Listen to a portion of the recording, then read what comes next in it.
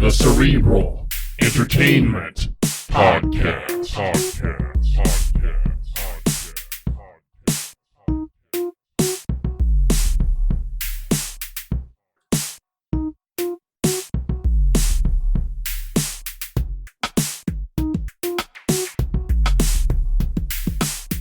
Hey, everybody.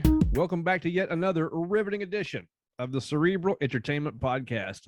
I am James, and with me, as always, is my good friend Colt. For the last time in this year, sir. How many times have we done that now? Year-end episodes. Did we start in 2017? Yeah, that's what I was thinking. So 17, 18, 19, 20. This is our fifth one for real. No way. Is that real? If it was 2017 when we started, that's correct, sir. Wow. Huh. I know. But, you know, because I think we started late 2017, though, didn't we? I think so. Yeah, I remember it being cold outside. Yeah. But still yet. That's 4 full years. Yeah. Podcasting now. That's crazy, man. Yeah. It's crazy. So, yeah. Man. Five. No. Man, that's crazy. I guess I didn't realize it had been that long. It doesn't feel like it's been that long, does it?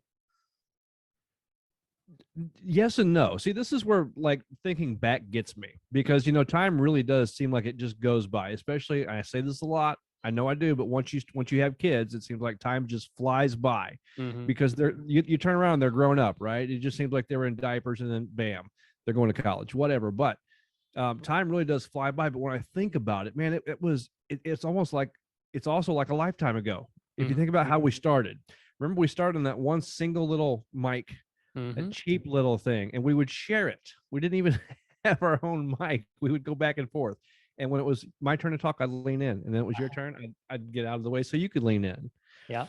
And then we went through and we started buying mixers and this and that. Now we're, you know, doing the video, and think about it in those terms and the way that we started. You know, that we started as kind of a different thing than how it ended up because we got momentum doing interviews and kind of getting into the scene at St. Louis and having a lot of fun there, meeting a lot of good people. And some of those people, I mean, they're still our friends today, you know? And so it's been a long journey, man. Did we have a mixer when we did our first interview? Because our first interview was Jeff Huck, right? Yes. I think we had our mixer by then. We had to have, right? So within 12 episodes, we had already realized that, hey, this one mic thing isn't going to work. Yeah, dude, that wasn't going to last very long. You know, I mean, how could it? Right. Did we go from that one little bitty skinny desktop mic to straight to the mixer? We had to. Yeah. Okay. Yeah. So, and I mean, that was just logic. You know, we had to do something, man. Yeah. It was humble beginnings. I don't think you can find those early. We don't have those, right? I mean, we may have them recorded on a hard drive somewhere, but we don't have like probably the first like 11 episodes that we don't even have, right? Yeah. No, they're Are they on YouTube? No, YouTube. No. Yes, some of them are. They're all audio though. Yeah. And what I would do is I would take just different like pictures, and I would do like a very slow, you know, how from picture to picture. What's the word I'm looking for there? I'd do a very slow, just a montage, whatever. Okay. But it would slideshow. That's the word I was looking for. And we continued to do that with like the Jeff Huck episode. We had like, I took pictures of his chiropractic office and showed pictures of his brewery and his garage and things like that. It would just, you know, slideshow very slowly. Right. And yeah, that was our humble beginnings. And so not all of the episodes are up on YouTube, but you can find some of the early ones. Gotcha. Up on YouTube, but they're all the audio is up, of course. That's what I thought you were alluding to, is you can find even on our website. I don't necessarily recommend it. You know, there's no way I could get myself to go back and listen to that. But they're not, you know what though? They're not as bad as what I thought they would have been. Yeah. They're really not.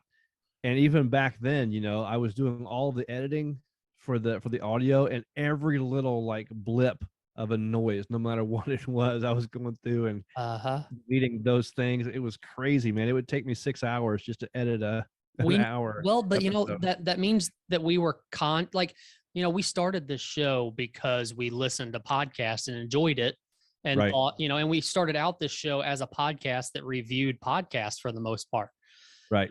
So but that we were conscious of what we enjoyed about podcasts, and we had listened to enough to know like quality is a very, very important thing when it comes to podcasting. Yes. Editing in the beginning is a big deal because you need to go through and edit out all those little blurbs and every time we say and all that kind of stuff before we really got our chops. Yeah. Those, man, I would hate to hear what those episodes would sound like before they were edited. Yeah, there was a lot of dude. You're Uh, right. So back then it was very important that I did take the time to get rid of all those It was very because important there that you was take all- an entire Wednesday to edit Yes. a 1 hour episode. Yes.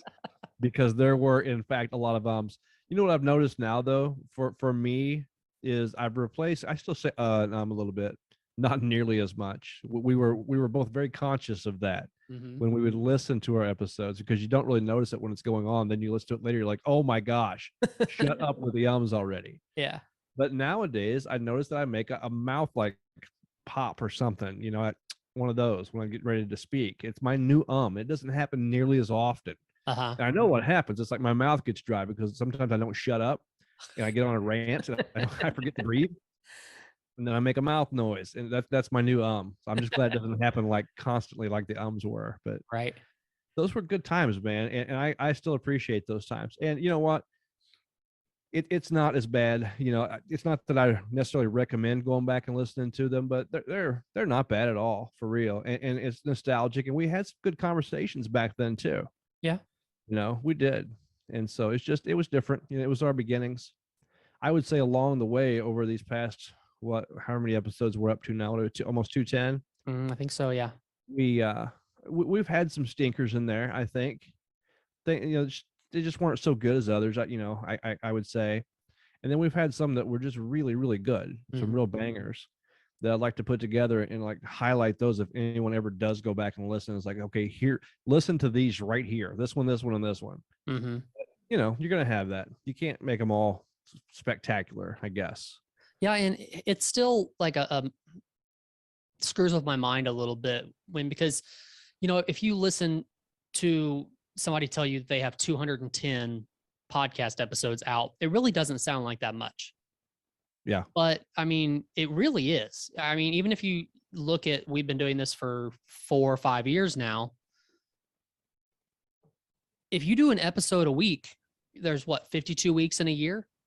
Yes. And that's including times where you miss out on a week because we can't get together or something like that. 52 weeks in a year times 4 or 5, that's way up there. Now if you look like a Joe Rogan or somebody like that who's got thousands of episodes, that's also their livelihood. That's like what they do. But it doesn't seem like it's that many episodes, but if you think back to how many episodes we've done, it does seem like it's a lot of episodes to us. Yeah. Like I said earlier, man, it's been a long journey. Mhm. Because when I think about it, think about to our first Ink Spot block party. Mhm. That seems like forever ago to me now. Yeah. I even think about, I've seen pictures of myself from 2017. I'm like, man, when I look at that picture, it seems like that was a long time ago. Yeah. Then when I just sit here and think about it, I was like, man, time passes by so quick. Here we are at episode 209, I think, is what this one is. You brought up that first Ink Spot block party, which was a great time. And we probably had too much fun while we were there. Maybe. But I've told you the story of how that is just like apparently just a fate thing that we started there with all these bands, right? I've told you that story about Joel Colby reaching out to me for that show, right? Have I told you the mistake that happened there? Yes. Yeah. Well, actually, I remember not finding out about it till much later. Yeah, I just found out about this like maybe a year and a half, 2 years ago, something like that. Yeah. And that Ink Spot block party was 4 years ago? Yeah, I think so. Something like that. Must have been. Yeah, so because he thought we were somebody else. Yeah. He thought we were a different podcast who had interviewed a friend of his. Uh-huh. And he was reaching out to us to podcast at that block party, and we accepted it. and went ahead and did it. Not and didn't know until for like 2 more years that that was a mistake, and he didn't know that that was a mistake. Yeah, right. Because like 2 years later, we were having a conversation about it, and I was telling him that I had never met the guy that he was talking about, and he goes, "Yeah, you have. You interviewed him." He's like, "You interviewed him at Pops." I said, "No, we didn't." He goes, "Yes, you did." Dude, I'm telling you, I did not. And then at this point, I'm thinking in my head, wait a second, did we? And I forgot. But I'm pretty sure I've never interviewed anybody at Pops before. Like I knew that for a fact, but he had me so wrapped up in it, thinking that maybe I'm wrong. Maybe I forgot that and like deleted that from my memory. And then he had to call the guy, and the guy's like, "Yeah, I have no idea who those people are." And he's like, so to me, that's like a fate situation, right? Because a lot of our boosting point for the podcast was bands and in, interviewing bands and talking to band members and all those kinds of things. That probably never would have happened if it wasn't for that one mistake that we were asked to come and hang out there. Completely accidental. Yeah. And it was a good mistake too, because that block party, and then the several ones to come after. Mm-hmm. There was like the next one we interviewed. The next one, did we interview 2 more after the first one, and then the last one we didn't? So the last one was in St. Charles, so we didn't interview during that one. No, we did not. So the one before that was in Winfield, and we did record there because we set up our tent and everything back by the concessions and stuff. Yeah. And then did we do 2 out in Troy? Or I guess just not. One? I think we just did one. I guess we just recorded twice overall at the Ink Spot. I think so, yeah. I'm thinking there was another one in between there, but I guess not. But my whole point was, man, we had met so many people through that Ink Spot block party. We got like just the opportunity to kind of mingle with that crowd, and it was so cool. And even got some really good friends out of it. Joel Colby was kind of like the production manager or whatever, the behind the scenes guy at that first Ink Spot, and he did an incredible job. And we didn't even get to interview him that time, but interviewed them later. But we did feature their song, one of the inimical songs for that episode, and the rest is history. I mean, and he's still one of our very good friends. He's one of my favorite people out there. So that was a great time. But think about that once again. It seems like a lifetime ago almost, And the podcasting thing for us has just been an opportunity for us to kind of spread our wings and meet new people and have some cool conversations. And here we are. So we're moving on. We're moving into 2022. I know we've got some ideas in the works. We have once again, of course, moved into the video, recording ourselves on video, and that's a whole new kind of ball of wax for us because we were always audio. Yeah, it is. But I mean, how long were we just audio before we jumped into video? Because the first video we did was that Send Up on Shaw, right? That was the first time we'd ever done video, and that wasn't even us. We were there during an event, and we were on camera, pretty much nervous out of our minds.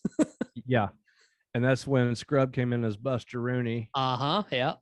It threw us way off, even more so. Yep. Which I look back and it was hilarious. And we just were not prepared. We were still too green for anything like that to know exactly how to kind of adjust accordingly to his, because he came in character. Yep. Right. We have our friend Scrub, music artist. He's a great rapper. He's a great personality in St. Louis altogether, but he came in as one of his characters that we didn't know existed up to that point, and that character was Buster Rooney, and he threw us for a loop. And of course we can find that somewhere. Where is that video for the Send Up on Shaw? Do we have possession of that even? I don't know if I have the video. Probably if I scroll back their Facebook, I could find it. That'd be a long scroll. Yeah, it was what, 2 years ago? Was it 2 years ago? Oh man, I think so. It couldn't have been just 2 years ago, right? It was just 2019. So I remember the reason why I say that is because I actually left there and met the guys in Steeples and came down to my nephew's graduation party. So whenever he graduated, I want to say it was he just turned 21. So maybe it was 3 years ago. Okay. Yeah. All right. It was 3 years ago. Yeah. Like I said, it seems like just yesterday and it seems like forever ago all at the same time. Right. Yep. But, then we started trying to break into video and just by doing like, we had just a conference mic in a room and it sounded like you were just listening to us in a room. The audio quality wasn't good for those videos. Then finally kind of started getting the hang of this and you purchased that Zoom mixer. And then I followed suit not too long ago, did the same. And so we're slowly getting our act together. I feel like maybe give us about 4 more years and we're going to be able to do this thing. Yeah. Right. If anybody's seen like even the video, right? Like, I mean, not the video, the audio for us to do interviews and stuff like that. If anybody would see the rig that we had rigged up through our mixer to be able to do that for several years, we did it that way. Yeah, They would be like, what are you doing? And I've actually, I reached out to someone who is very involved in media and, in music and things like that, and asked him questions. And he's like, I have no idea what you're doing or how you're doing that, but that is a terrible way to do it. I was like, but it was literally the only option we had. And it lasted us for like 2 years. It was a complete hack. But for the gear that we had to work with, I think it was actually pretty ingenious. I was going to say shout out to our buddy Jordan, aka Right Hand Robot. He's like, okay, what do you got? And he's like, okay, do this, and it worked. It was like a way around the mix minus setup in order to do Skype interviews, right? So, and we didn't have the gear to do it. And so he took what we had and he made it work. And we did that for at least a couple of years, right? 2 or 3. We didn't even know what mix minus was for probably a good year after that. We just knew that this hack worked. And that's all, and then like a year later, we're investigating, like, how can we get away from doing that? And then we start seeing this mix minus stuff, which is basically just so the person on the other line doesn't get feedback from you when you're talking to them. But yeah, it was like at least a year before we really even dove into it. And then at that point, we're like, the only option is pay like $500 for a mixer that has the mix minus in it. And we weren't at a place in our lives to be able to do that. So we just kept on with the rig that we had for a while. Right. Yeah. But it's a little more than just the feedback though, because it also, it channels the audio everywhere where it needs to go. Yeah. Through the mixer, right? So that because before we didn't have our quality of sound going through the mixer into our own video. We didn't have that capability. So if we were recording video, it just sounded like if we were like in the same room per se, right? Then we couldn't do it. The one machine couldn't do everything at once unless you use the mix minus format, which we didn't have. Now we have the mixer. Thankfully, you did the research on that and got the Zoom, which is a fantastic device. I'm still loving on mine. I have some things to do on it yet that I haven't quite got it mastered yet, but I love what it does because it's made for this. And that's what anyone that's out there that's looking to break into it, find something that's actually made for what you're doing. Right. You don't got to use a hack maybe, or maybe use a hack if you want to. It works. But yeah, at any rate, man, I definitely recommend I love my Zoom. The Zoom L8 is what we're dealing with. I mean, it's got 6 plugins on it for anybody you want to have on the show, and it's got plugins for just plugging your phone or your smartphone directly into it, and USB for plugging in a computer and all that kind of stuff. And yeah, I mean, I think it's kind of neat that we're using 2 mixers to talk to each other through Zoom right now. Yeah, which is once again how you get the quality sound that you want into the video. Right. And also the 4 headphone jacks is big too. Yeah, true. That way, if you only 4 people can listen to the headphones at the same time, and that's huge because in our previous setup only 2 could max, and we had to use a splitter to do that. Right. So once again, another little hack that we had to use in order to be able to hear each other through the headphones, which is huge. Yeah, we're still learning as we go. I mean, I know it's been like 5 years, but we're fine. I think we're fine tuning the things that we're learning You Yeah. know, like even the video editing and stuff like that. We've been doing video for a long time, but we're just really honing in on the editing and how to, do different cool things on the video and all that kind of stuff too. Yeah, and a lot of that takes time. The Yeah. video production portion, just the learning part is, I mean, you gotta have time to do it.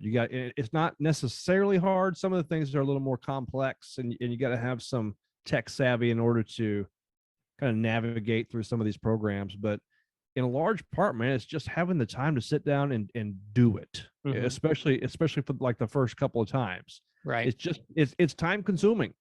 And if you've got time to spare, then great. Yeah, you'll be off to the races. But when you're holding a full-time job, you have kids, you've got this and that, it is a challenge to get everything done. Well, it's But also it's the learning process that takes the longest. It's just another one of those things where if you know how to do something, it doesn't take that long to do it. Mhm. But I compare it to, so on Christmas Eve, me and my wife exchanged our Christmas gifts, and she got me some extendable tow mirrors for my truck for pulling our camper and stuff. Right. And I was like, I could probably just watch a YouTube video and figure this out.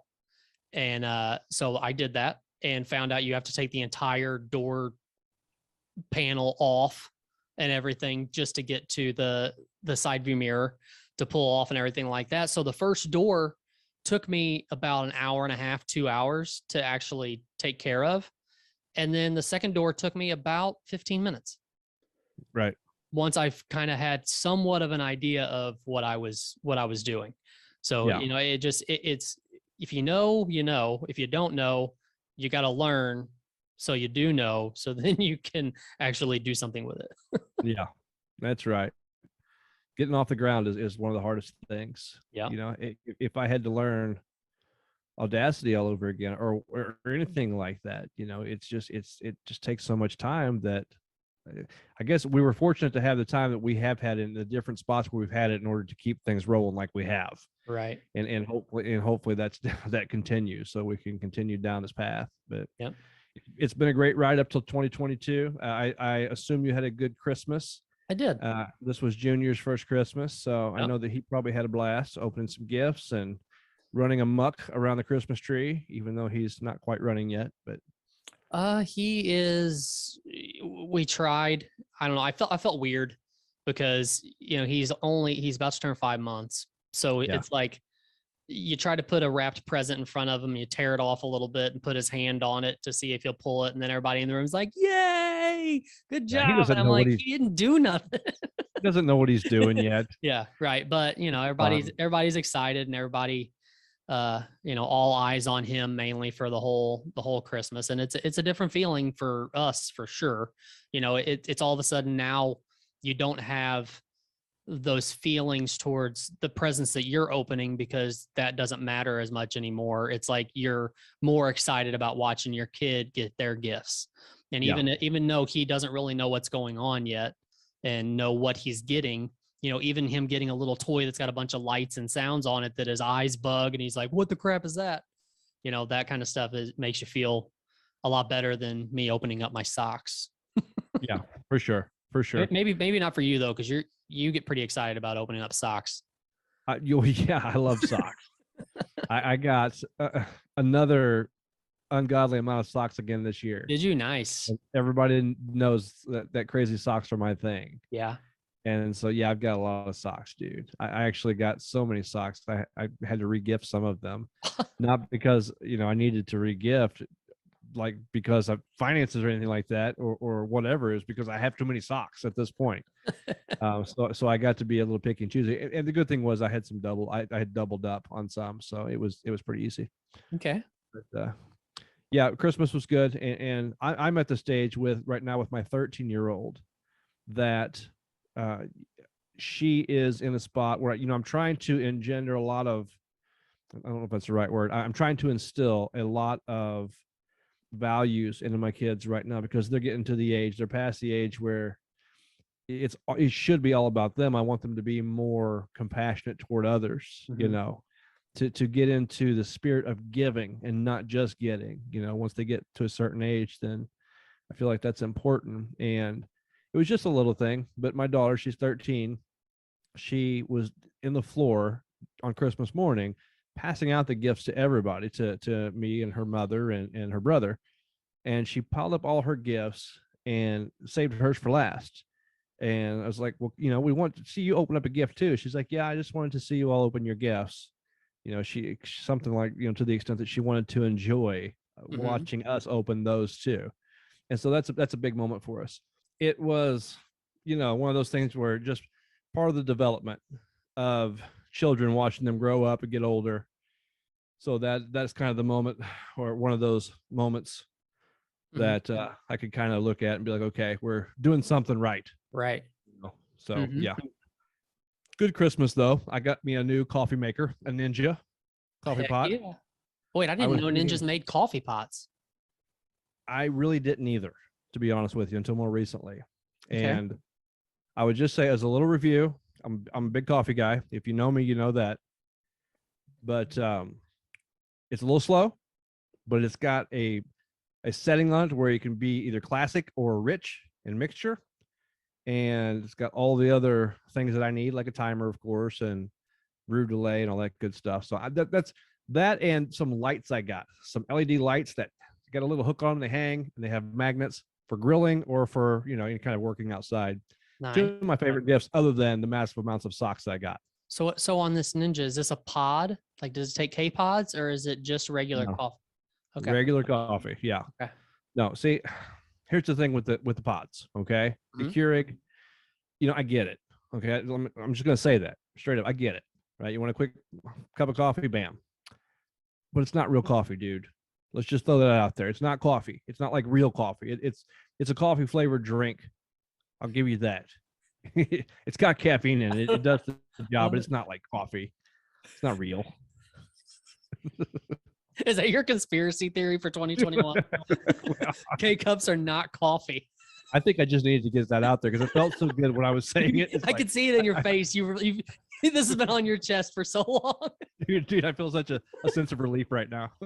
Just thank you for that little moment. And this is why I podcast. That's only one of the ways that coffee gives you feelings of relief. Right. Still talking the truth about it. I'm a big coffee guy, and I tell you what, more recently, like maybe 3 or 4 years ago, I actually started to grind my own beans. Like, I just got a small grinder, nothing special, right? But the quality of the coffee that you get from grinding a bean on your own and then put it in the coffee maker and making it, wow, So I mean, with each step that you take, it becomes like more and more like you start to get a much more significant sense of the quality of the coffee. And for me, a Keurig pod is just like, it's like at the bottom of the echelon of quality. And then you start going up from there. Anyway, I digress. Okay. But yeah, good Christmas, and it's always a good time with family, extended family. So when you start having. Did you do Christmas at your house? We did Christmas Eve at my mother's. Okay. After the death of my father in 2017, we did all the holidays at my house for a while because we needed time, because it was always at mom and dad's house. But since then, we have Thanksgiving here at my house still, and then we have Christmas Day dinner, like at my house. Everybody comes back over after the families all open up gifts on their own at their own houses. But Christmas Eve at mom's, and it's always a good time. And on that note, once family members start passing away, holidays change.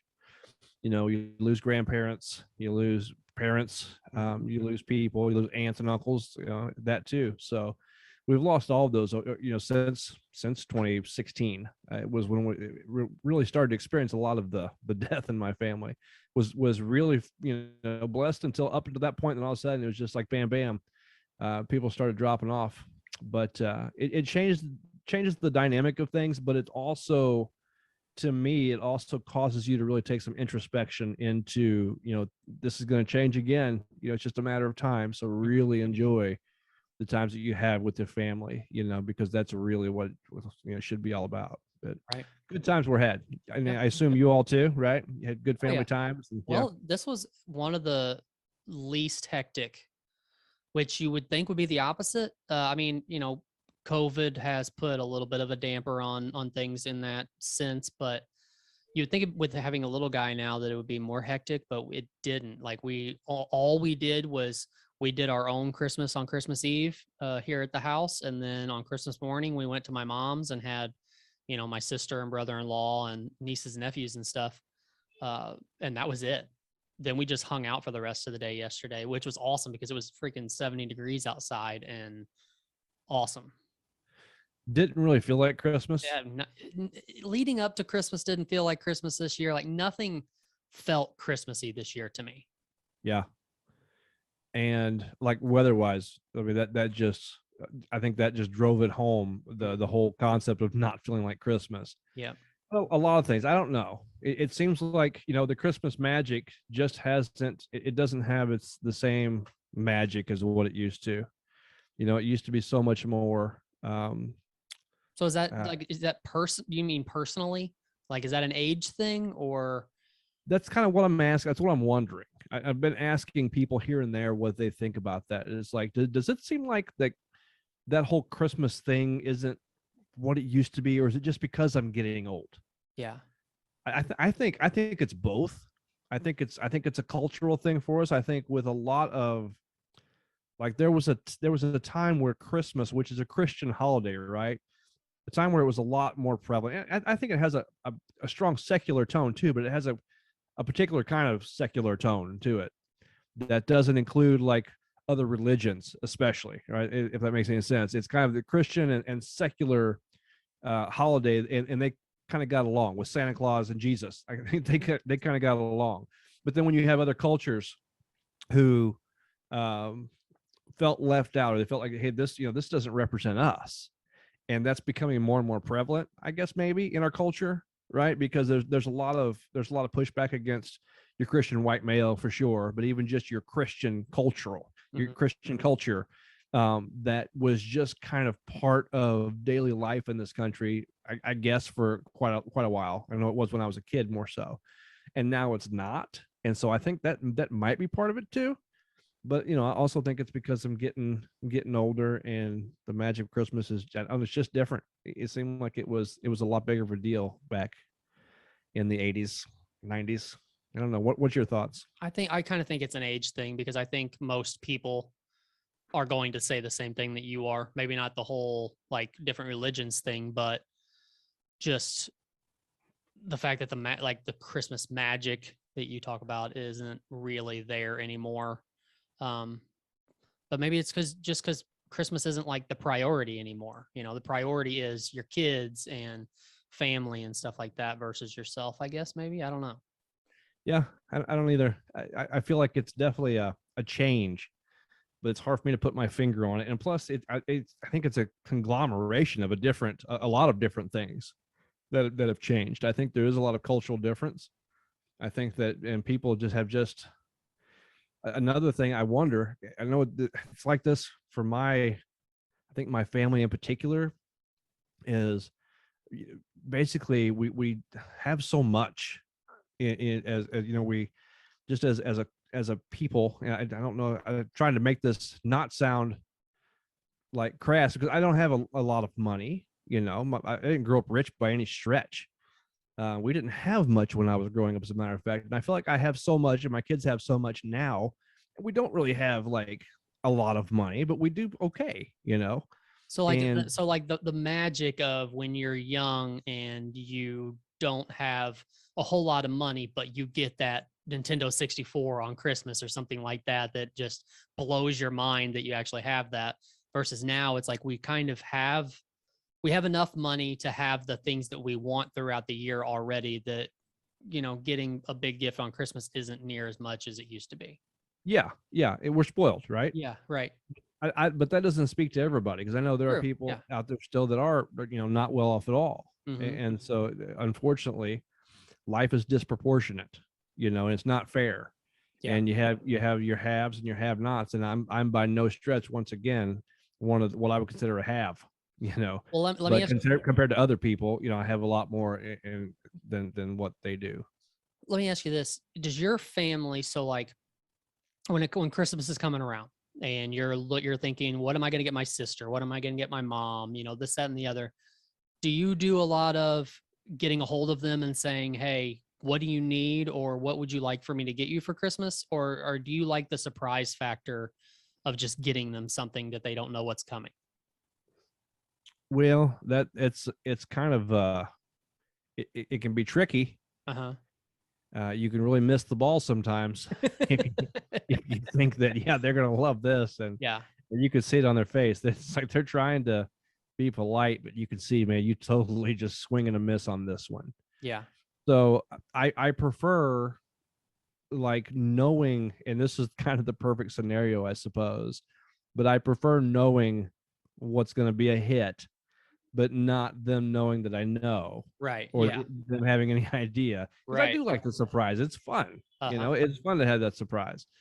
But it's kind of silly though if you just buy a bunch of crap, which I'm trying, the past several years, making sure that I don't just buy crap just for the sake of buying crap, Right. just as a gift. My grandma and grandpa, and even my mom and dad, as I've gotten older, they always got me things that were useful. Like my grandma always has, for the most part. I'd get earmuffs, or I'd get a flashlight, or I'd get pocket knives, or and when you're a kid, you're like, I'm glad my ears are warm and everything, but I really wanted something to play with. Yeah. I've always liked pocket knives. That was always cool. But now that I'm older, man, like I said, one of my favorite gifts was that light. It's actually a couple of lights, a set of lights, a pair, and socks. Like, I love socks, and I love gloves. You get Yeah. me gloves and socks and lights, man. That's fire to me now. Yeah. Well, I don't need bells and whistles. the reason why I asked is because, like, it really hit me hard this year. And probably another reason why it didn't really feel like Christmas this year is because of that. It was like, it just seemed like all the family was, hey, what do you want for Christmas? I'll order it right now. Like, just tell me what you want for Christmas, or this, that, and the other. And I, it even came down to where I had like one family member who was like, it was getting close to Christmas and we hadn't gotten them anything yet, because it was because we didn't know what to get them. They're kind of hard to get, to buy for anyways. And they hadn't told us what they wanted yet. And the family member was we were basically like, this is on them. Like, because they haven't told us what they want yet. And in that moment, I was like, this is ridiculous. Like, this takes away everything from Christmas. We're just in a scenario where we're getting mad at the person we're buying a gift for because they haven't told us what gift they want me to buy them yet. Like that, how is that a thing? Like, why are we doing that? Like, we're just taking everything away from Christmas there. That's what makes it feel like it's not Christmas to me. And I kind of got upset about it because I was just thinking, like, we're not surprising anybody with anything. Like, this is just it just feels like a random day in December where we have to buy somebody a gift, but we don't want to put any effort into surprising them with it. So we have to find out from them exactly what they want. Yeah. Yeah. It's terrible. That scenario. I mean, it hits home. I get it. Yeah. It's not like, hey, even surprise, here's a pair of gloves. Yeah. It's like, tell me what you want so I can go out and get it and wrap it up or put it in a bag, and just take it. Take it. Let's eat ham. And so like I said, I think there's just myriad reasons why Christmas doesn't seem like Christmas anymore. And I think it's more than just me getting older, though. That's kind of what I was alluding to earlier. I know that's part of it, because obviously as a child, you're going to enjoy these things more because you believe in Santa, maybe, or you don't, you don't make your own money, or at least not very much of it when you get into your teenage years, your older teenage years. Mm-hmm. And so getting those gifts is like, whoa, I got stuff. I got something that's neat. But it's more than that to me. I think it's society, and I think it's maybe even things like COVID and just the current events going on. And there's so much animosity, and there's not much Christmas spirit. There's so much, like, I don't know. I know there always has been, like, people groups and just different people fighting back and forth and arguing, not getting along in our culture and our society. But I don't know. It just seems like everything is so prevalent, and maybe it's because of technology. Maybe everything is so in our face nowadays that it's just drained our spirits of anything, because before we had, I mean, when I was growing up, you had channels 2, 4, 5, 9, 11, and 30 if you're lucky, Mm-hmm. you know, and nowadays you've got the 24-hour news cycle, and you've got Netflix and Hulu and Amazon Prime, and you've got, I guess people still watch cable and satellite, I don't know, but I mean, ESPN, you've got all this stuff that's just always constantly in your face. Mm-hmm. And we don't take any time to rest and just to be ourselves anymore. And so maybe that's draining our spirits too. Like I said, I think it's all the above, but I still had a good Christmas. I did too, for sure. And I think my family did, and I hope that everybody did out there. But we're getting ready to go into 2022, and there were some things that happened in 2021 that I think are worth mentioning. So some of the memorable 2021 highlights that I recognize, we start off with January 6th, the quote unquote insurrection, which, you know, the FBI actually released a statement saying this wasn't quite an insurrection. You know, they're using semantics, because an insurrection is when people are actually trying to overthrow the government. They're trying to take over. And that really wasn't what was going on. Mm-hmm. You had some people, they did, a group of them overran the Capitol. They busted in, right? We even had one of our buddies that was there protesting. He didn't go in the Capitol, Right. but our good friend Bryant Wolfen was there for the protests. But there were some people that went in there and like took pictures in Nancy Pelosi's office, which is kind of funny. But at the same time, you know, you're talking about a pretty. It was an offense. Like there's people going to prison for that Mm-hmm. day now. That's kind of how we set things off. You know, how about you? Did you really pay a whole lot of attention to that? I mean, was that on your radar, that whole For like 2 days, yeah, like while it was going on? But man, the news cycle is so weird to me because I don't really follow it. You know, it's just like you said a while ago, you know, when back in the day you had 2, 4, 5, 9, 11, and 30, you know, and the news you got was on one of those channels, but it was so limited to those channels. Now I watch Netflix and I watch Hulu and stuff like that. You know, I don't watch the news on TV. Most of the news like that I get from TV is from my mom telling me about it. Like what's happening out there. So yeah, I followed it for as long as I felt like I needed to follow it. yeah. But it was also it's like I knew this is a big event, but it doesn't really affect me personally. Mhm. So I'm gonna step over here. Well, so I asked that question for a couple of reasons, because I'm kind of in the same boat. Is like, in passing, I watch a little more news than what I feel like you do. But I do agree with that. Like before, you'd watch the world news. I'd watch Channel 5 with Tom Brokaw. You grew up, you know, for the most part, watching Tom Brokaw, and then it turned into Brian Williams until he was, you know, got caught being a big fat liar. And then it was That was the dude. Was that the dude that was like supposed to be in a plane or something and what actually wasn't, or something like that? What happened something there? like that, like being on the ground in the middle of Iraq. I don't know, something goofy. Okay, yeah. He was just telling some stories to make himself look a little more heroic than what he should have. That went well. Yeah, no, it didn't go well at all for him. But yeah, nowadays I mean, you can find CNN all the time, Fox News, MSNBC. You can see these constant news stories, just 24-hour news cycle. Just, you know, you can turn on anytime you want to and be fed that, which is not really so much about news nowadays as it is about commentary. Mhm. You know, and depending on which side you're on, you can go root for your team and live in that echo chamber or whatever. But anyway, the January 6th didn't really capture my attention. I had to take a step back and wonder why. So first of all, was it because that I am so apathetic toward anything that has to do with the government nowadays? Probably has something to do with it, right? Mhm. I have trouble caring, and it's because there's so much. Just I don't know what to believe anymore, so I don't really believe in hardly anything. We've had that conversation before on this show, and so it's just easy for me just to tune it out, I guess. And also, I wonder, you know, if it were something, if the people, if it was a different crowd of people, like for instance, let's say this was a group of Muslim people who overran the Capitol and did the same thing, would that have caught my attention more? What do you think? Like, would you have paid more attention to that?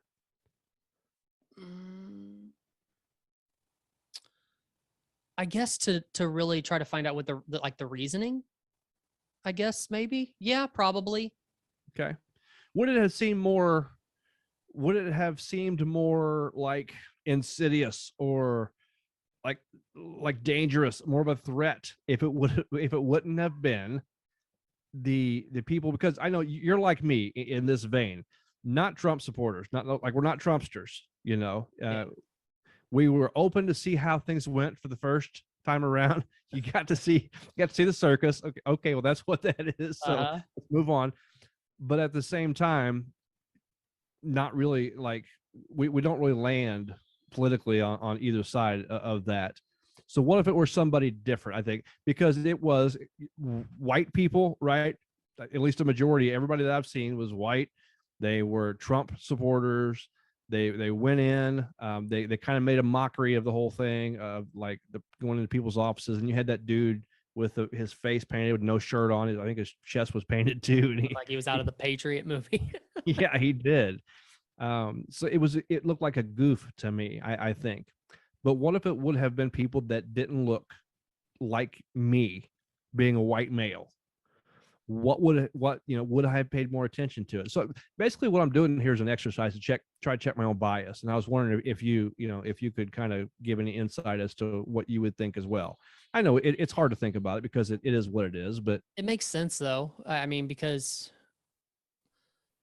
I don't want to use the word different, but they are like if it was a different culture of people that was doing it, they are different from us, which would make it seems like it would make it more newsworthy or like more of I don't know. I feel like any way that I try to paint this, it's gonna make me sound bad and I don't want to.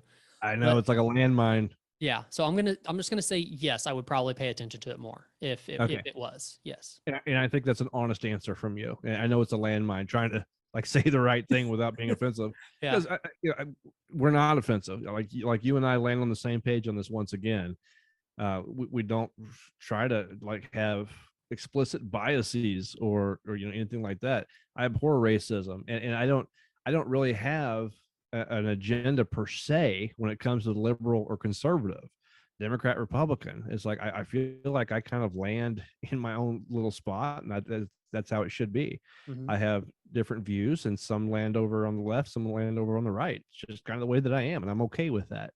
But I still feel like more people should be that way too, though. I mean, I feel like people would get along a lot better if people were the way that we claim to be. I agree.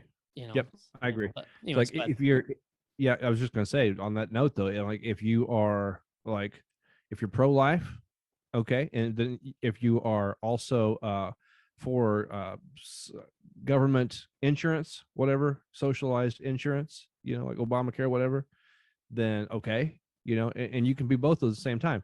Second Amendment, you think guns are a right, yeah, okay, and you can do that, and you can also be like, yeah, I want to protect the environment, and I have some green ideas. I think we should all not pollute and take care. Okay, but that's not the way that everything works. It's you're all not so even a polarized. person. There's no way that you can be for all of those things. That doesn't make any sense. I know, right? It's like some kind of a mutant. Yeah.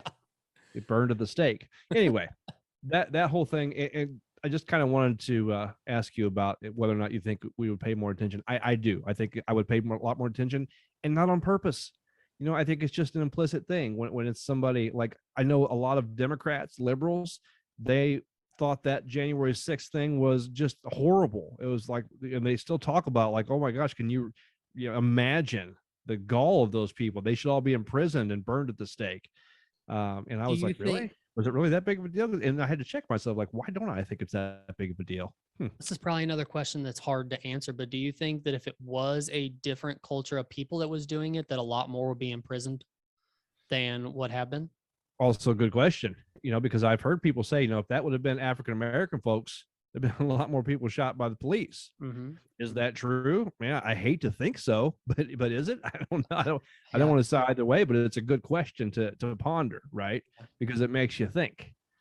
And you had assault people, police officers assaulted. You had many assaults that went on during that time. Mm-hmm.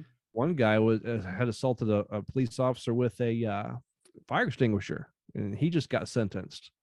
And should he have gotten sentenced? Absolutely. Right. But would other people would they have been shot? More likely to be shot on the spot.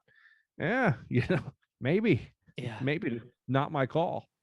Then we moved on to the Billionaire Space Club, so to speak, where we had Jeff Bezos of Amazon and Richard Branson of, what is he, Virgin Galactic, I think is what he is now. Something ridiculous, right? So these two guys wanted to show off. It's not about who has the biggest yacht anymore, is what I saw one article say. It's not about being in the yacht club anymore. It's about who can fly in a rocket to quote unquote outer space. It's not like they went to the moon or anything. They were in they just broke through the atmosphere. Maybe What's they were what's that line called? Like they're going past a certain line, right? Yeah, but I don't remember what it's called. Crap. I think we talked about it on the show before. Yeah. But yeah, I don't have the reference point for me, but it's Yeah, just ridiculousness. Yeah. I don't know if we've really talked much about it, but I mean, is this advancing us any, do you think? Like how is sending William Shatner to, pass this line into technically space, how is that advancing us as a society, as a race, whatever? Right. And I think this is where the ridiculous part comes in. It is ridiculousness because I guess overall the technology itself can be used for good things, like to advance people, to advance the exploration of space in general. This in and of itself, though, was pretty much, as far as anyone who reported this whole space race thing between these two guys. And of course, you had Elon Musk. I think when we talked about on the show before, we were talking about Elon Musk did too, but he never did. I don't think he ever went up. He's Right, of course he's the creator of SpaceX. He owns that. He wants to get to Mars. He wants to send somebody to Mars. But this was, let's see who has the bigger rocket, right? I mean, this is basically what this was between these two fellas, because Richard Branson's been talking about going up for a long time, just never did. Bezos did, and then Branson 9 days later finally went up and did it too, because he had to, show his rocket off as well. That's what this was. It's like who has the bigger yacht? Like, how does that advance society as a whole? Right. It doesn't. So I think these guys, they're probably using the existing technology. Could this perpetuate into something more useful for society as a whole? Probably. Is it going to? Yeah. You know what I'm saying? Amazon is cool. It's very convenient for me. And I don't have to go to the store, and I could just buy something off Amazon and it is delivered to my house. It's pretty convenient. It benefits me in that way. Jeff Bezos is a super billionaire because of it, So if we do benefit from anything, that's going to be table scraps that they, for sure, brush off to us normal people, us little guys. Right. So that happened in 2021. It was a joke. I think they made jokes out of themselves more than anything than they did. And maybe some people thought they were cool. I didn't. Of course, we also, one of the big stories of 2021 is the vaccine mandate, ups and downs. The vaccine in general, right? I think the vaccine in general came in 2021. Yeah, basically it did. It seems like they might have had it just about completed at the end of last year, but I think they started actually injecting people in January and into February, maybe, of 2021. And so the vaccine was definitely a big story. And the mandate ups and downs, I think, has really, really, as if we needed any more proof of the polarization of our country between two sides. Once again, the mandate itself, the vaccine itself, it has become a political issue for a lot of people. Yeah. And I don't get it. I do, but I don't, but I have an issue. And because, I listen to Sam Harris, it used to be the Waking Up podcast, and now it's Making Sense podcast with Sam Harris. I love listening to Sam Harris. Don't agree with everything that he says ever. I never have, but I feel like he's always a voice of reason. He's always he gives a very, very just a clear and concise talk with a lot of good scientific information about whatever the subject matter is. he starts to I start to lose him a little bit when it comes to the vaccine and the mandate. And it has nothing to do with like the efficacy, the effectiveness of this vaccine, nothing to do with that. It has to do with the reasons why, like, people frame it as, well, people just need to kind of, and he doesn't say this outright explicitly, and he's not the only one. It's just he was somebody that I was listening to. I bring up for a quick example, but it's just like they need to get over it, and it's just because it's a political thing and they're following their political leaders or their political whatever, their tribe, their group is why they're against this vaccine. But what gets me is that it's been politicized from the beginning, and not by everyday people, but by politicians and by the media. It's not the common man's fault, the common person's fault. Yeah. That this thing is politicized, and so they want to throw it off like, oh, these silly people, they just, they're so simple, they don't understand science. You could read the studies right here. Well, I also find you studies where it shows the opposite. You can always find studies that support your preconceived notion. But this struck me the other day. Trump was the first one to start talking about a vaccine, and it came out just not too long ago, where Biden and Kamala Harris were saying, I think we ought to hold off. This vaccine, it got pushed through too quickly. I don't quite trust it yet. That was before Biden got elected, or at least I think it was before he got elected. Afterwards, oh no, trust the science. Trust the science. Like this vaccine, it's A-okay. I guess they seen the dollar signs at some point in between those, saying those two different things, huh? I think they seen the dollar signs, and I also think they saw the political tide. Yeah, they saw that because it's not about the vaccine. I mean, it is, but in their political talks, it's not. Because if Trump would have won again, you think that Biden would have said, okay, yeah, it's this vaccine's A-okay, let's push it through. Let's support Trump on these mandates. No, every one of these people who support it, because it was Trump, they would have not supported it. Just like the people on the other side don't support it because it's Biden. Well, I mean, that happens all the time in politics, regardless, too, not about the vaccine, but about several, when you got one politician going against another and they're bashing, saying, oh, well, back in 2013, they were for this. And then in 2016, they came out and were against the same exact thing. And it's like, they never have to like explain themselves, right, on why they flopped from one to the other, but it's money. I mean, it's money and politics. That's literally what it is. It's not just because, oh, well, I made a reasonable decision and I researched and I did this, that, and the other to make a reasonable decision to change my mind. And now this is why I go for this instead of the other, right? They never have to explain themselves. They should. Yeah. I mean, I know that's your point. Yeah. They never have to, because nobody holds them to task. And the reason for that is because the polarization, because whichever side you're on, since you're anti-Trump, pro-Biden or whatever, then the people that are pro-Biden don't make him have to explain his flip-flopping.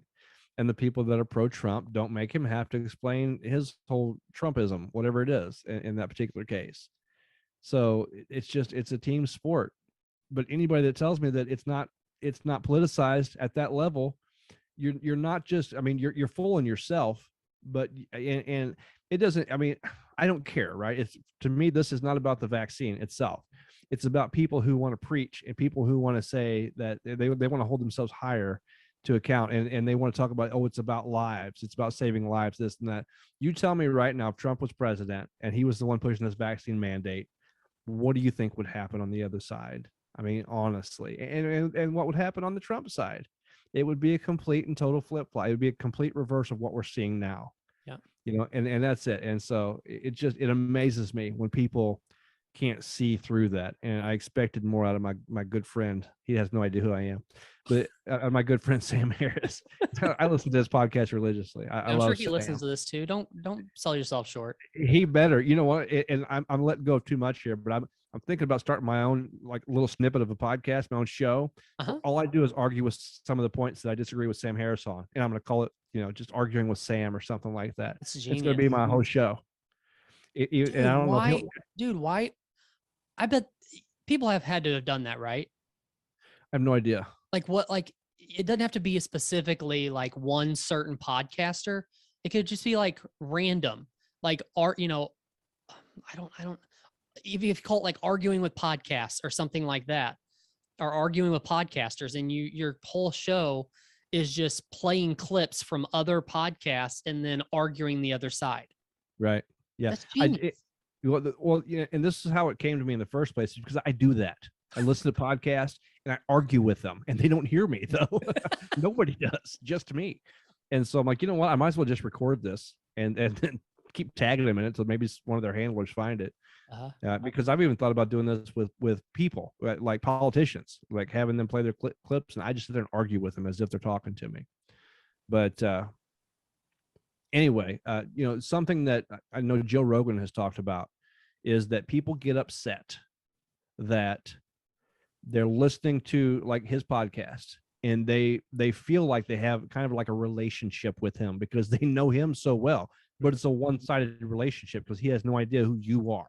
Right. And so he'll say something and he might be wrong, or you might just disagree with it. It might be an opinion that you don't agree with, but you can't say anything back to him, and it's frustrating. And so that he was talking about how people get on like YouTube or other social media platforms and make comments that with so much vitriol, they're so angry. Right. And it's because they feel like they don't have a voice, like they're a part of this conversation, but it's one way.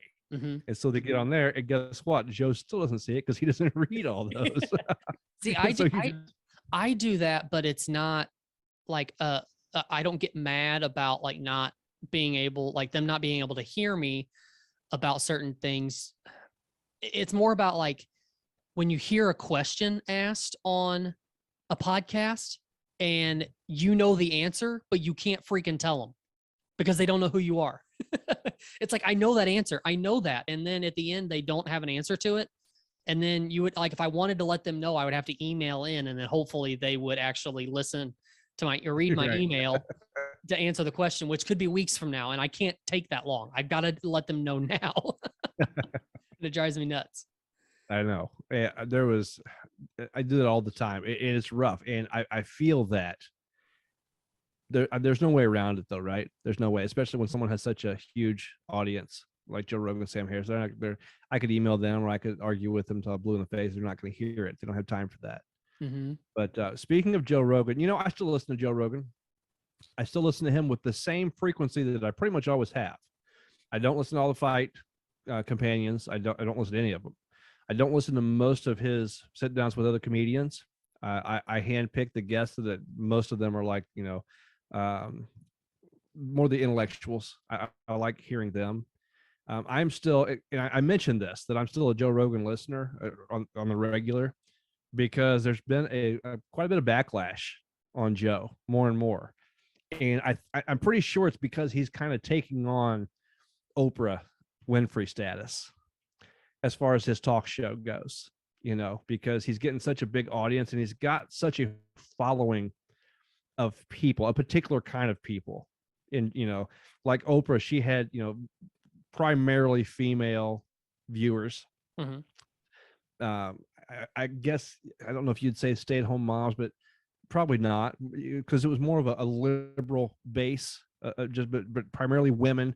She was empowering. She had ideas that they kind of they attached themselves to. They could relate to those ideas, and they identified with her. And her show was exciting for them. Whatever. Joe Rogan kind of has that same kind of following with bro type of dudes, I guess. But he's facing a lot of backlash, I think, because he's gotten so big, Mm-hmm. because he has that bro following. And so people kind of, they poke at that. I still listen to Joe though. And I wanted to make the comment before we talk about this next and final subject of 2021, is that I watched Joe for his quality of guest and the quality of the show. I think that people that hold Joe up on a pedestal, or the people that only see the people holding up Joe on a pedestal, are missing a really good show. Yeah. I think you're missing a lot of good interviews. You're missing a lot of good talks and a lot of good questions. And that's really what the show is supposed to be all about. Anytime Oprah the same way, of course I never watched Oprah. I might have seen some episodes here and there, but people get so hyper focused on the personality themselves that they miss a lot of the good content that's actually inherent within what that person is doing. Yeah.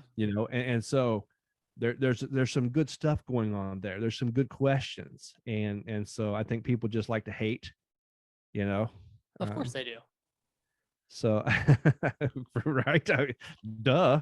But Joe Rogan is one of those that's smart enough that, what do they call it, like tweet and retreat, or something like that. Like, you post and then you leave. You don't read comments. You don't look at all that crap. You post what you want to post and then you walk away from it. And he's one of the ones that's smart enough to do that. He doesn't let himself get crippled by actually going through comments of all the people that hate his guts and that want to kill his family and everything else. He doesn't read that stuff. He's smart enough to not. Right. And that's super important. Yeah. He wouldn't have time, but also True. you get engulfed with all the negativity, which was his main point, is that you'll drive yourself crazy. Sam Harris talks about that himself, because he still gets pulled into some of the Twitter chicanery that, people will disagree with them and name call and try to hook him into a kind of a circular argument or whatever. And he doesn't have quite that. I think he's gotten better and better, but he still gets pulled in sometimes. And you can't do that, especially when you've got that much notoriety, you got that much popularity. I guess if you have the mindset that you can go into like some of these comments and pick and choose ones that you think, like, of people who are of their right mind, that are maybe just questioning the things that you said.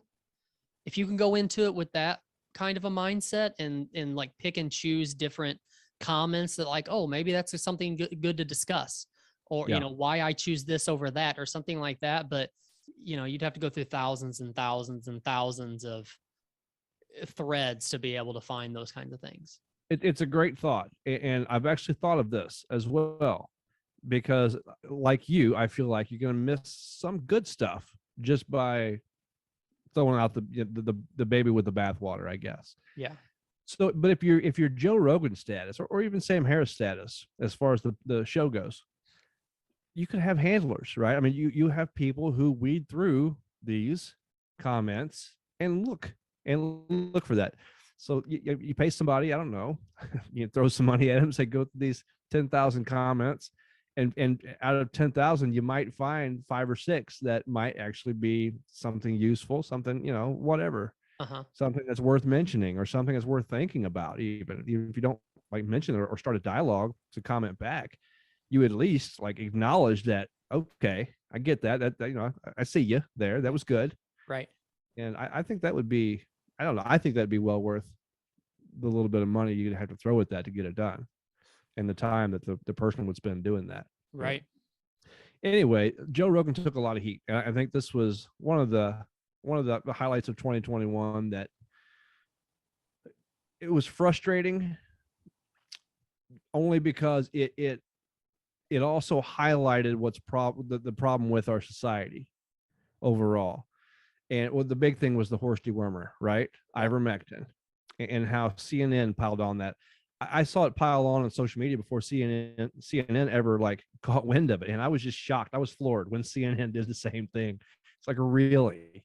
This has been a news organization since what? Since the 80s, I think. They were the first like news channel that was out there. And they jumped on this whole horse dewormer kick. Yeah. It just showed that people were willing to pile on, without either doing the research, or B, not caring about the research, being on the other side. Research is supposed to be so important, and these studies are so important, this and that. And you've had people on social media, which is understandable. They pile on it, and it became the next meme. Some of the memes were hilarious though. Did you ever see the one where they showed this horse, and it showed like stage by stage his transformation from horse to and it showed Joe Rogan as like a centaur. he had a man body all the way down to his waist, and kind of like he was a horse. What's that commercial? Is like Old Spice or something? What's that commercial with the centaur? I think it's something like that, or what is it? I can't It remember. might be Old Spice, like shampoo or something. Yeah, I don't can't remember. But yeah. Yeah, I mean, but CNN's like any other news source, man. You've got to, they feel like they have to be on top of everything as fast as possible. And I think a lot of that has to do, or like a lot of lack of research is done there just to try to get the story or get their take out in the media. So maybe they don't feel like they don't have the time to do the necessary research to get it out of there, get it out there. Is that a smart thing to do? Absolutely not. It's terrible. But I mean, do you agree? Like, Maybe. I also think they had an agenda, like anytime that, because there's probably a lot of jealousy of Joe Rogan. Oh, I know there is. yeah, There's people that are jealous, and even in the news organization, I think they expose themselves as being jealous because he has so many more viewers than they do, and so any chance they had to take him out or to discredit him, I think that's what they were attempting to do.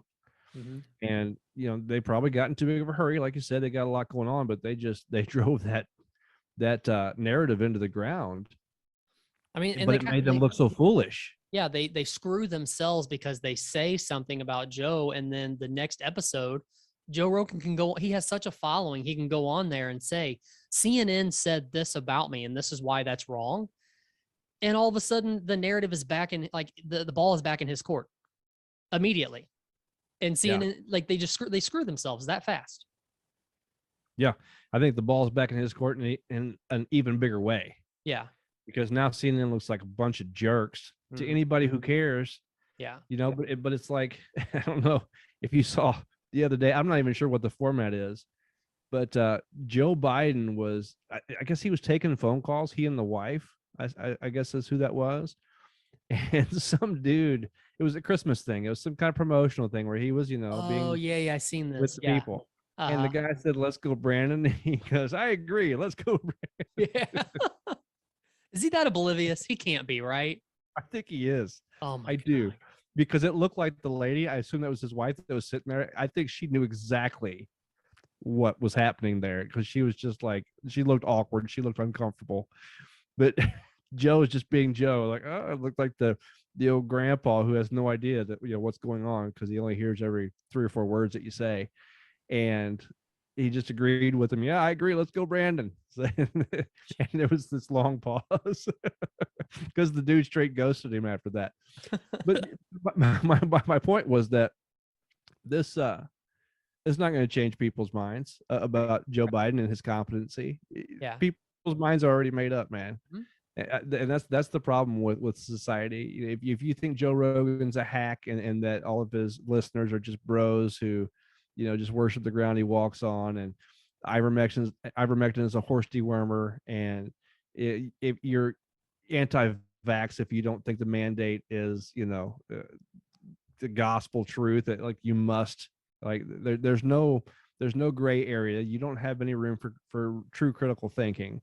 Right. I mean, follow one path or another, and that's it. And as we've been saying, it is news that's doing this to us, because in reality, I caught the stupid side of the ivermectin debate before I knew exactly what was going on. I mean, I like the memes that I was seeing and the articles that I was seeing was saying that Joe Rogan was taking horse dewormer. I knew that before I knew the story and exactly what he was taking and what he was doing. But I also had the right mind to know that Joe Rogan's not an idiot. He's not just going to start taking horse dewormer because he was told, because somebody said it may help. He does his research and he talks to people in the medical field, and he has a lot of connections with a lot of people. He wouldn't do something, I'm smart enough to know that he's smart enough to know that, how to make the right decision when it comes to something like that, especially his health. He's probably one of the most health conscious people on the planet, but like I said, there's so many news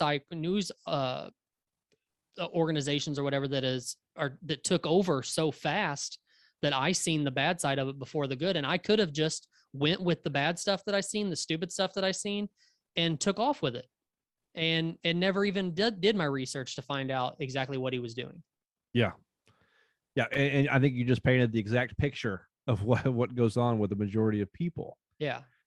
They hear that little snippet that Joe Rogan's just some crazy guy who does horse dewormers. So they just paint him as another Alex Jones type, just off the rails conspiracy theorist, anti-vaxxer dude. And they really don't have any idea that they're pushing not just a false narrative, but one that is it's a joke. It's a joke because it was just kind of it's like a high school rumor almost, and then you find out, oh man, that wasn't even close to being true. And I didn't realize that, which I don't care about ivermectin. It'd be nice if there was between, what's the other one? Hydrochloroquine. Is that it? And that. yeah, and then ivermectin, and there's another therapeutic that's out now that I think is showing some promise. I think the FDA just approved one. That would be great. We need something to help people, help save lives. I don't care what it is. I don't care if it's ivermectin. I don't care if it's whatever, baby aspirin for all I care. Just something to help people. Does the we don't have to go deep into this, but it's just a quick question. Does the pill form that they're putting out that's supposed to help fight COVID, does that bother you? Does it worry you? Does it feel any different than the vaccine to you? What pill is it? Oh, I'd have to look it up. That might have been the one I'm talking about. The one the FDA I think they just approved it. Maybe it's just for emergency use. Even I don't know. Yeah. Okay. Then I guess maybe that's it. But it's a therapeutic, right? It's not like Is it just a therapeutic? I thought it was like a. I thought it was a prophylactic. Maybe I didn't do my due diligence on research. Maybe I guess the article that I read, or I didn't read the whole article. Maybe it was just a headline that I seen, but to me, my brain put it as, well, this is basically the vaccine, but in pill form. Oh, but maybe not. Yeah, I'm not sure. Okay. I mean, we could talk about it hypothetically. If it were a thing, would it worry me? The answer would be no, it wouldn't. Okay. Not any more than a vaccine does. Okay. There's a lot to unpack there. The vaccine, definitely the biggest story of 2021 is COVID and the vaccine. I think that those both like tie for first as far as the biggest stories, maybe of our time, of our entire lifetimes on the planet. Yeah. But definitely 2021. And the vaccine and the drugs that go along with it, there's just so much to unpack. It's like, because the vaccine isn't really a vaccine, or is it gene therapy like they say? It's actually a messenger, RNA that goes in and causes your body to react with spike proteins. It injects you with spike proteins or whatever it does. I don't know. I'm not a scientist. Are you sure? That sounds scientific to me.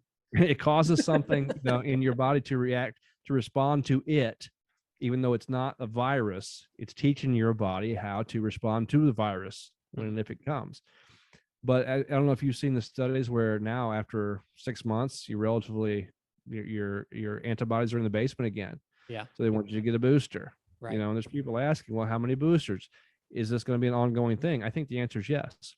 On another note, COVID's very serious, right? And on that note, I just lost another friend to complications of COVID. Really? Christmas Eve, I believe it's when he passed. It was an old buddy of mine that I worked with back at the factory. And that's very sad, But for sure, there was a post though that said, just not so long ago, it said, is it Omicron season already? Because I still have my Delta decorations up. Right. And I find that post funny, but it's funny because it also kind of alludes to the fact that, is this going to be an ongoing thing perpetually for years to come? And the answer is probably yeah. How long does Omicron last before we get to the next variant? Right. Is this basically the difference between like the flu? Like each year there's basically a different strain of the flu that we get a vaccine for. Yeah. So that's basically like what this is, except for we're actually putting a name on each strain of COVID, right. and the jokes going around saying, how come we're not hearing of any of the other variants anymore since Omicron hit? It's only people getting Omicron, and only the surges that are happening is all Omicron. And we went from us hearing about one person was like South Africa or something that had Omicron, and then all of a sudden now New York's got 66,000 cases or something. I'm like, what? How is it possible that happened in 2 days? I think it was a week maybe Yeah. tops. Yeah. Like how is that possible? Yeah. And also there's a lot of people saying that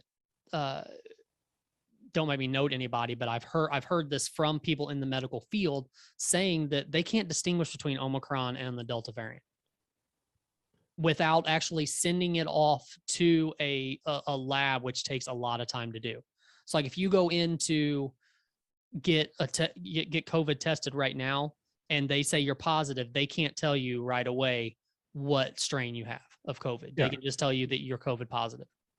Yeah, definitely. Like with a rapid test, you're Yeah. not going to get the variant.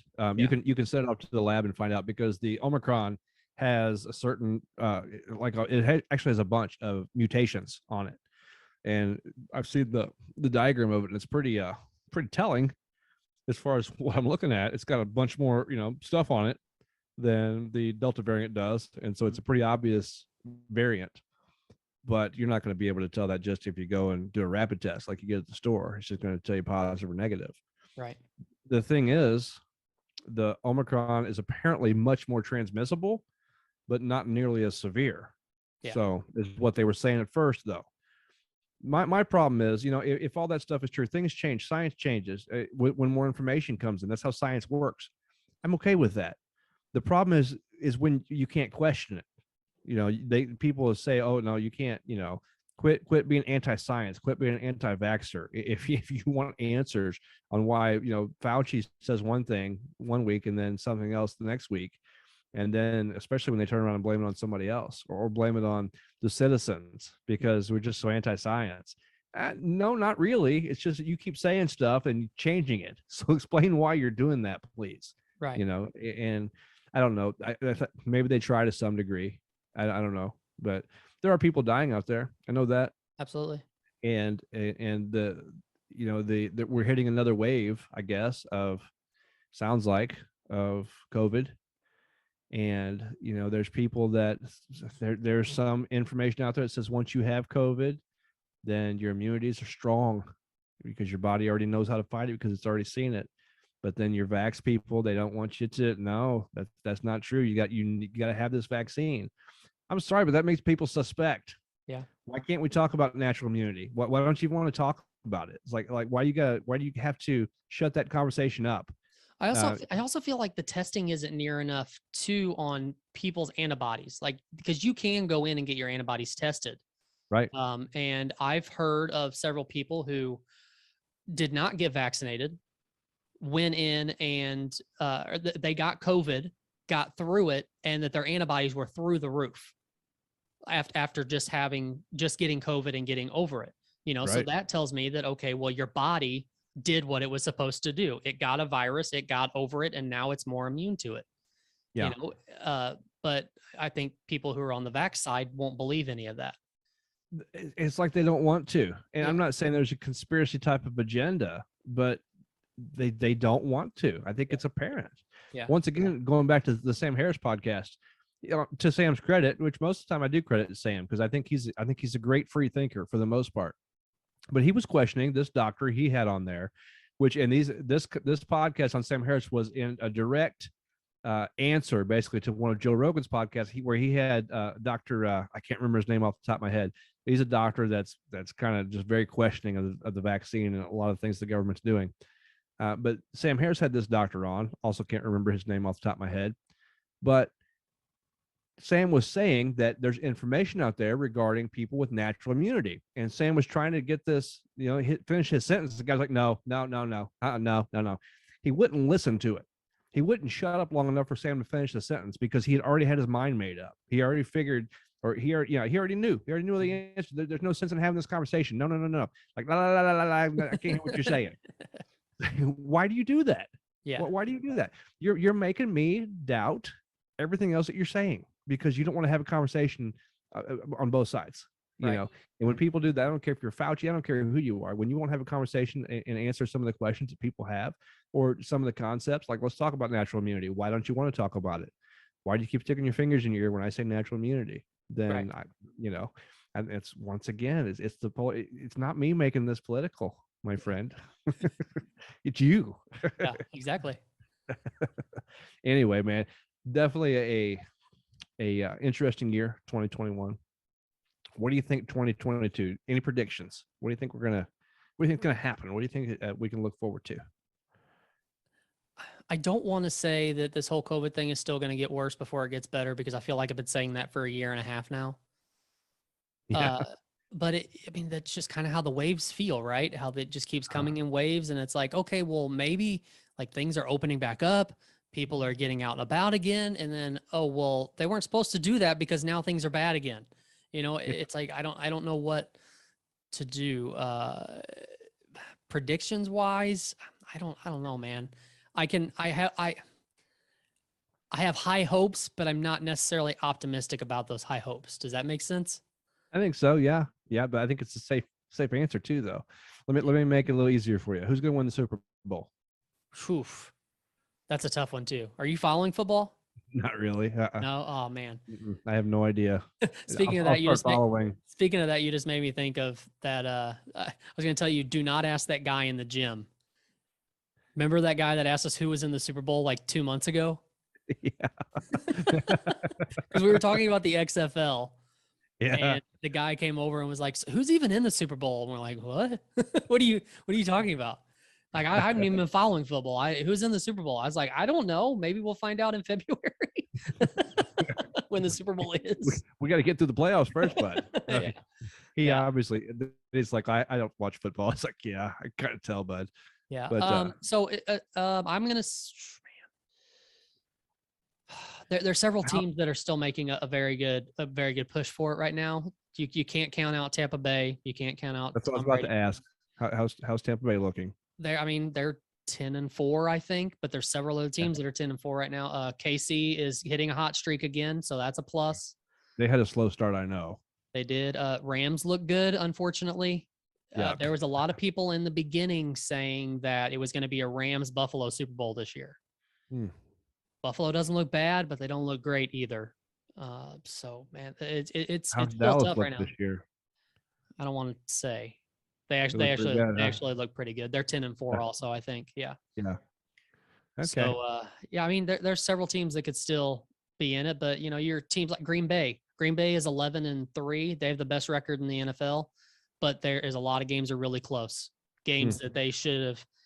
They played Cleveland last night. Cleveland, Baker Mayfield threw 4 interceptions, and 3 of those interceptions turned into touchdowns, and they still only lost. And they still only lost to Green Bay by 2 points.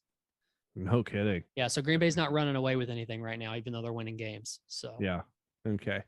Aaron Rodgers back. Is he doing okay? he is. He's got a broken pinky toe Okay. that apparently got stepped on by his own teammates twice last night in the game. So Ooh, that doesn't sound great. That doesn't. What if that's a sign? Yeah, I don't know. They But mad at him? I don't know if they are anymore. That kind of went away. Yeah, good. Yeah, Good. but yeah, I don't know. Well, I can't. I don't want to make a prediction on that. It's too hard. I got you. It's okay. Yeah, I I would be fine if it was KC and Tampa Bay again. Yeah. Yeah. I'd like to see KC win. Yeah. If we can't have a St. Louis team. And that's something else that happened in 2021 as well. St. Louis won their lawsuit against Stan Kroenke. Which a lot of people say. A lot really of people, win. A lot of people are still saying that they bailed too early. That it was like 790 million or something like that. But man, if you really think about how much money St. Louis lost out on it by them building that stadium for basically no reason, right? Knowing that they were going to move the team out of St. Louis anyways, man, that's a lot more than $790 million. I can tell you that. Yeah, and it like I said, they didn't win the lawsuit. It was settled, is what I was trying to say. After I said that they won the lawsuit, that didn't really happen because they didn't stay long enough. Because there was talk like maybe they should get another team, like the NFL should settle and give them a team. I don't really know if they had that much leverage. I think they should have pushed Dan Kroenke harder to hit him in the pocketbook more, right? Because he's not a well-liked person at all in St. Louis. Right. Well, I am pretty excited though. So The Rock just posted on social media yesterday and said that at the top of 2022, they are going to be making the announcement, letting us know all the information on the XFL, letting us know who the teams are, who the cities are, who their brand partners are, and all that kind of stuff. The XFL isn't coming until 2023, but hopefully by the beginning of the year, we know if we're going to have a team. And I'm sure that they're looking at statistics and all that kind of stuff for the year that we did have the XFL, finding out what the attendance was like, and in all the different cities, and who they think they can bring the most revenue in with, and all that kind of stuff. But we were also going through COVID with a lot of that too. So I don't know how much those statistics play. So, but I hope St. Louis has a team. I really enjoyed the XFL. It had enough differences between that and the NFL that it made it more fun, I thought. And XFL is still kind of like a boosting point for a lot of players to the NFL. So I think it's beneficial all around. I just hope we get a team again. Same. I would like to see it rival the NFL. I mean, I know that's a big ask, but yeah, why not? It is a big ask, but we may have the right people in the right places to make that happen. I mean, you're talking about the biggest celebrity on the planet is in The Rock. Yeah. Literally and figuratively. Yeah. Has hands in this. And his ex-wife, who is his business partner, is part of this too, which she's kind of like he is. Everything they touch turns to gold. So right. I could see it blowing up fast, hopefully. Yeah. I mean, at the end of the day, the fans have to take to it. The people have to take to it, having The Rock as the driving force behind it, obviously is a step in the right direction for sure. Yeah. And I could see, because he has a hold of it, that it could really be something big. But people are going to have to take to it still. It's going to have to be something that people attend. They're going to have to buy the tickets. They're going to have to, buy the merchandise, all that good stuff. They're going to have to watch it on TV, whatever the case may be. But I think it has potential. And I hope that it does. I hope that it gets some momentum and takes off, because I think it's interesting. I just want to see something rival the NFL, and like you said too, it's a good backdrop for players either trying to work their way up to the NFL, or maybe some players who aren't never going to make it, or some players who made it to the NFL and then drop off, and they could still kind of play at the XFL level, just like they do, I think, in the Canadian Football League.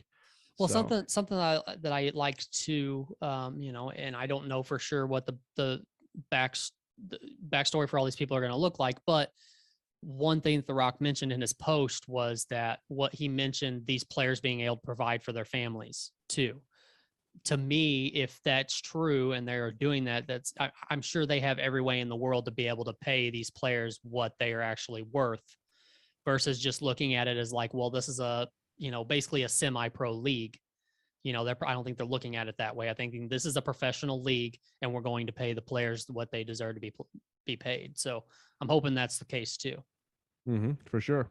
So that might be a good prediction for you, that the XFL is going to, that St. Louis is going to get a team, because it's not actually going to take off till 2023. But so we don't know the success. We're not going to be able to see that come to fruition next year. But we might be able to see if St. Louis gets a team. I would imagine that if they look at, this is my opinion, if they look at St. Louis out of every other city in the country, they look at St. Louis, and knowing what St. Louis has been through with their football team, you would think that would be the first team that they want to put in, because I bet St. Louis would flock to having an XFL team again, or having a football team again. I was going to say, I think we supported the team that we had, which was what again? What were we? The Battlehawks. Battlehawks. Yeah. I think that was already gaining some steam from what I could see. And you've got to look at any team that we have. I mean, of course, we have our beloved Cardinals, right? But the Blues, we have diehard Blues fans. And when the Rams were here, and when the football Cardinals were here, St. Louis is a sports town, man. It's a sports city. And so when we have a team, and I mean, we just love our teams. I think if you had Major League Soccer, do we have soccer in St. Louis again? Yeah, we're building a stadium right now. Okay. Yeah. I was going to say, that's part. There are enough soccer fans. That's going to be big in St. Louis, man, because that's just how St. Louis rolls. They're really loyal to their teams. Right. That's why it hurts so bad when someone like the Rams and back. I remember when the football Cardinals left. Yeah. Back then it was that little guy with the bow tie. Man, people hated that dude, just like they hate Stan Kroenke. because they just feel like it's a personal thing. It's like breaking up with your girlfriend. Like, how dare you leave me for another city? Right. You Is whore. is the dome being used, or is it just kind of sitting there right now? It's probably just sitting there for the most part. I think they use it for stuff here and there, conference, something or the other here and there. But like for sports teams, no sports teams using it, right? Yeah, well, who's going to use it? I mean, the Blues have their place, and Right. Cardinals obviously. So I mean, that's the other plus side to it too, is like we have the dome. So I mean, it's not like they need a stadium to establish themselves in or anything like that. right. So Yeah. well, I'm I'm sure looking forward to that. I'm sure just like Sam Harris, The Rock listens to this show religiously, and they will listen to us, and they will make right decisions. Yeah, let's hope so. Yeah. So my prediction for 2022 is that, kind of like what you said, it's going to get a lot worse before it gets a lot better. The mandate itself is going to the highest court in the land. I believe the Supreme Court is where it's going to next, because they mandated it, then lawsuits held it off, and I think they did it again, and lawsuits again. And even at the, like, for those healthcare facilities who are federally funded, I made the comment on a previous podcast that there was no way that they're going to stop that, and they have. I mean, Yeah. they at least put it on hold. So I had to eat my words on that one, and I was surprised. But it's not over yet. So we're going to see how that turns out. I think my prediction is that the mandate for federal workers, where there's federal money, that one's going to stand. And I think the one that is for employers, private employers, I think that one's going to get squashed. So that's my prediction for 2021. But there's going to be a lot of fighting in the meantime. Yeah, there's just so much money involved in that. To see, like, the healthcare one, like like Medicare, Medicaid has a lot to do with all of that, and there's a lot of money that can be lost if the vaccine mandate goes through, I think.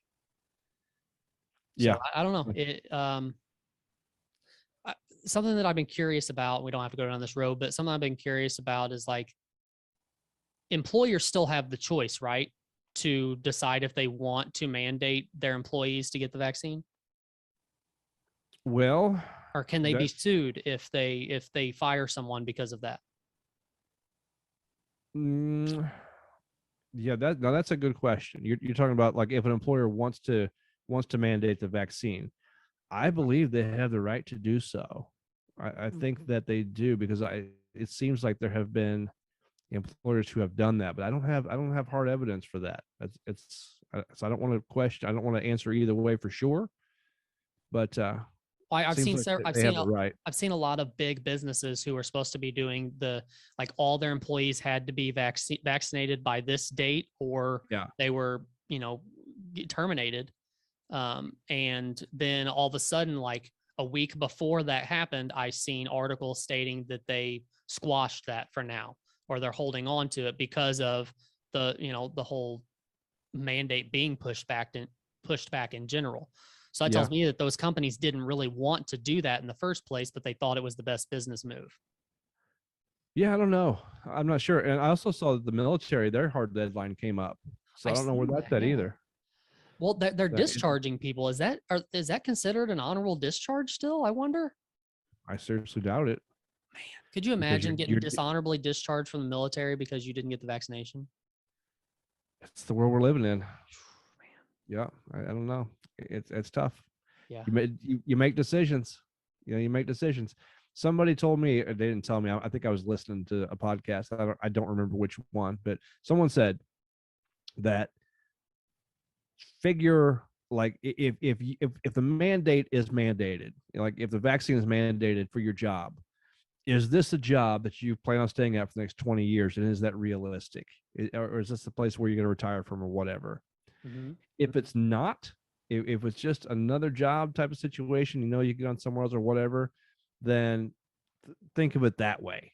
If you don't want to get the vaccine, like if the mandate's the only thing causing you to get the vaccine, forcing you to. If it's a job where you're going to stay at for the next 20 years, then you weigh your odds there. Like, if you are afraid, say, that the vaccine, there's some kind of adverse reaction to it, whether it be birth defects, well, are you done having kids? Okay, well, if you are, then that takes that off the table. So you kind of have a checklist. There's people with the myocarditis, the pericarditis that's happening.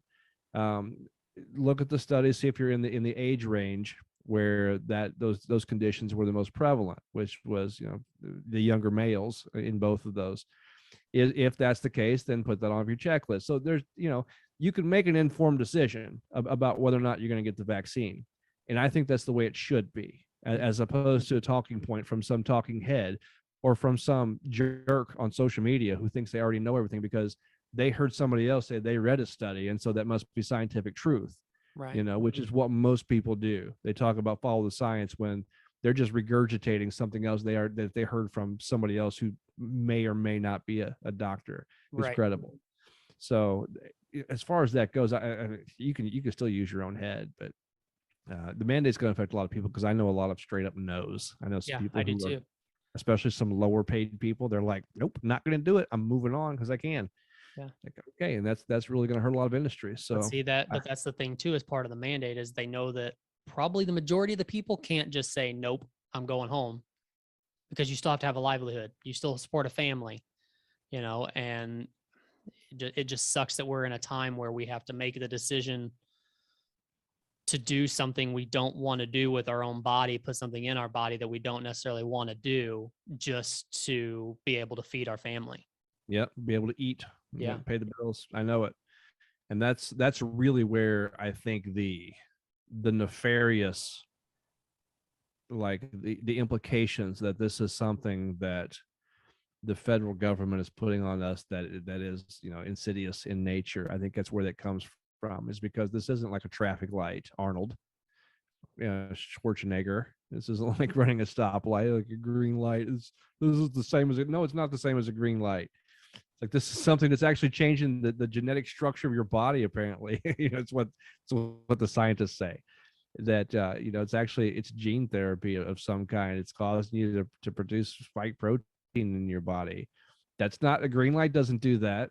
Even I think personally, and this is, I don't know. I don't understand why it's not happening, but I think they need to put a lot more time and effort into therapeutics. Because the vaccine, where people are still getting COVID, I understand that it's probably reducing the hospitalizations, apparently, even though it wears off. If we had something, though, if we had a pill that would help you, that would cause you not to die if you did get COVID, don't you think that'd be kind of nice to have too, for people? For my buddy that just died a couple of days ago, if they had some kind of a medicine after he got COVID, wouldn't that be helpful for people to try? But you don't hear much about it. All you hear is vaccine, vaccine, vaccine. I know there are some therapeutics out there that are being talked, but that's why people are they're on the ivermectin or hydrochloroquine train, because there should be something to treat people once they do get COVID. But that's not even an important talking point for most intents and purposes. I felt bad because a woman that my wife used to work with, she got COVID, and she already had like the use of her lungs was low, like at a low percentage and stuff. And so she went in, and there was a couple of days where they didn't expect that she was going to come out of it. Well, apparently from the way I was told, is that she was given a cocktail. A COVID cocktail is what they called it, I'm pretty sure, whenever she went in. And as soon as I heard it, it just made me cringe, just hearing those words together, a COVID cocktail. Like, just wondering, like, if by chance the conspiracy's out there and whatever the hell is in that vaccine, what the hell is in a COVID cocktail? That just sounds terrible. Yeah. But she made it through. Yeah. So, I mean, apparently it did its job, I guess. Yeah, I don't know. The COVID cocktail might actually be, that's a therapeutic, I assume, and so that's I don't know. It might be something better. It may be. I'm just saying, like, the words in general just made me cringe. Yeah, COVID cocktail. That doesn't really have a great. Let's just roll off the tongue like it should.